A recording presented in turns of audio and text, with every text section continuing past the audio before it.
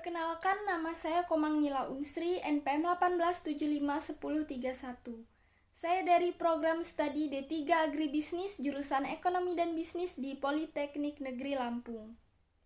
Pada kesempatan ini, saya akan menyampaikan presentasi makalah proses ekspor kopi Indonesia dari mata kuliah Perdagangan Internasional. Sebelum saya melanjutkan mengenai presentasi makalah proses ekspor kopi Indonesia, sebelumnya, perdagangan internasional adalah perdagangan yang dilakukan oleh penduduk suatu negara dengan penduduk negara lain atas dasar kesepakatan bersama. Selanjutnya, tujuan dari presentasi yang saya sampaikan yang pertama, mengetahui mekanisme ekspor kopi, yang kedua, mengetahui tata cara pelaksanaan ekspor kopi, ketiga, mengetahui petunjuk teknis pengolahan kopi, dan yang keempat, mengetahui implementasi pajak dalam rangka ekspor kopi. Yang pertama, mekanisme ekspor kopi. Ketentuan ekspor kopi yaitu yang A atau pertama, kopi yang termasuk diatur ekspornya adalah pos tarif nomor HS.09.01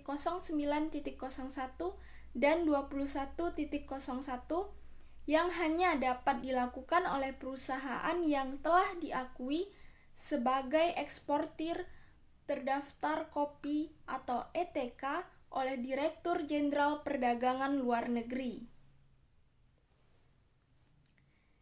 Selanjutnya yang kedua atau B, untuk diakui sebagai ETK, perusahaan mengajukan permohonan kepada Direktur Jenderal Perdagangan Luar Negeri dengan melampirkan yang pertama, surat izin usaha perdagangan atau SIUP atau tanda daftar usaha perdagangannya. Yang kedua, TOUP atau surat izin usaha dari Departemen Teknis atau lembaga pemerintah non-departemen. Yang ketiga, tanda daftar perusahaan atau TOP. Yang keempat adalah nomor pokok wajib pajak atau yang sering disebut dengan NPWP. Dan yang terakhir yaitu rekomendasi dari dinas yang bertanggung jawab di bidang perdagangan di provinsi maupun di kabupaten dan kota. Yang C, pengakuan sebagai ETK berlaku tanpa batas waktu selama perusahaan yang bersangkutan melaksanakan kegiatan usahanya sesuai dengan ketentuan yang berlaku. Yang D, apabila ETK tidak melaksanakan kegiatan ekspor selama 1 tahun, maka pengakuan sebagai ETK dinyatakan tidak berlaku.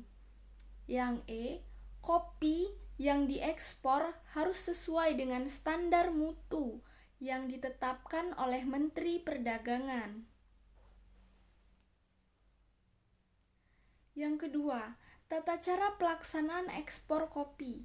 Yang pertama, memperoleh suatu pelaksanaan ekspor kopi atau SPEK dari dinas yang bertanggung jawab di bidang perdagangan di provinsi atau kabupaten atau kota yang ditunjuk oleh Direktur Jenderal Perdagangan Luar Negeri, Departemen Perdagangan sebagai instansi penerbit SPEK.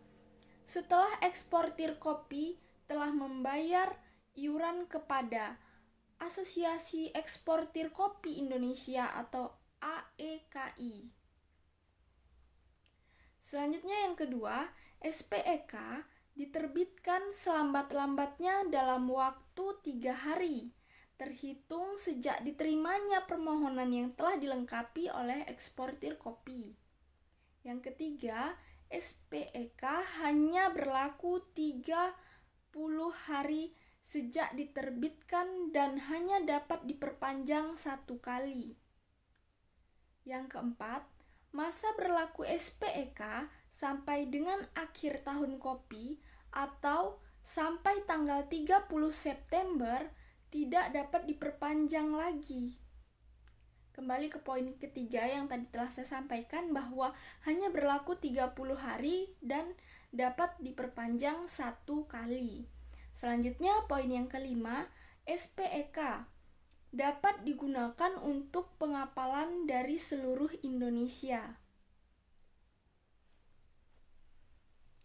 Yang keenam, melampirkan surat keterangan asal atau SKA Form ICO yang dikeluarkan oleh dinas yang bertanggung jawab di bidang perdagangan di provinsi atau kabupaten atau kota dan instansi yang ditunjuk oleh Direktur Jenderal Perdagangan Luar Negeri, Departemen Perdagangan dalam penerbitan SKA Formulir ICO atau ICO. Selanjutnya yang ketiga, petunjuk teknis pengolahan kopi yang akan diekspor ini yang pertama kegiatan pemanenan. Kopi yang dipanen adalah kopi yang sesuai dengan kualitas panen yang baik. Yang kedua, kegiatan sortasi buah. Yang ketiga, pengeringan. Pengeringan dilakukan pada suhu yang panas sesuai dengan kebutuhan pengeringan. Yang keempat, pengupasan. Kegiatan pengupasan pada buah kopi. Yang kelima, sortasi biji. Yang keenam, pengupasan. Dan yang ketujuh, kegiatan pengemasan. Selanjutnya yang keempat, implementasi pajak dalam rangka ekspor kopi. Implementasinya dalam kaitannya dengan pengembangan industri perkebunan. Dalam hal ini, industri hilir perkebunan, PPN merupakan salah satu faktor kunci yang berpengaruh terhadap percepatan pengembangan industri hilir perkebunan. Selain investasi, harmonisasi tarif, dan konsistensi dukungan kebijakan pemerintah. Kesimpulan yang saya sampaikan mengenai dari presentasi yang saya sampaikan tadi, yang pertama, mekanisme ekspor kopi terdapat 5 langkah, tata cara pelaksanaan ekspor kopi terdapat 6 langkah, kemudian petunjuk teknis pengolahan kopi terdapat 7 langkah. Selanjutnya implementasinya dalam kaitannya dengan pengembangan industri perkebunan. Dalam hal ini, industri hilir perkebunan PPN merupakan salah satu faktor kunci yang berpengaruh terhadap percepatan pengembangan industri hilir. Adapun daftar pustaka yang saya ambil bersumber dari 4 sumber.